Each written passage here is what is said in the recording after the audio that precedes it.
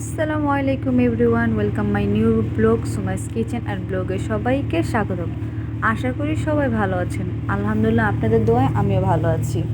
অনেক দিন পর একটা ভিডিও নিয়ে আসলাম। আসলে আমি তো ভিডিও করি না বেশি একটা, তাও অনেক দিন পর একটা ভিডিও নিয়ে আসলাম। আজকে দেখেন দুই বোন মিলে মোগলাই পরোটা বানাচ্ছি।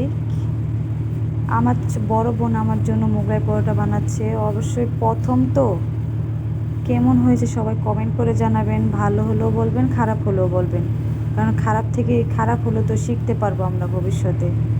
আর দেখেন, একটা বানিয়ে দিয়েছে, ওটা কিন্তু আমি অলরেডি খেয়ে ফেলছি, মানে খাবার শুরু করে ফেলছে। আরেকটা বানাচ্ছে তো ওইটাই দেখাচ্ছি। আর ভালোই লেগেছে আসলে। ঘরে বানানো তো অত কিছু না দিয়েও, কম জিনিসেও খুব ভালো হয়।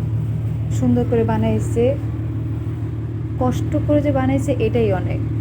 যে এটা হলো না, সেটা হলো না, সেটা না। আলহামদুলিল্লাহ, আমার কাছে খুবই ভালো লাগছে, অনেক মজা হয়েছে। আপনারাও দেখে বলবেন কেমন হয়েছে। দেখেন বানানো শেষ, এখন আমরা তেলে দিয়ে দেব। তেল গরম হইতেছে। আসলে এটা হলো ডোবা তেলে ভাজে, কিন্তু আমরা তো ডোবা তেলে ভাজতে পারি না।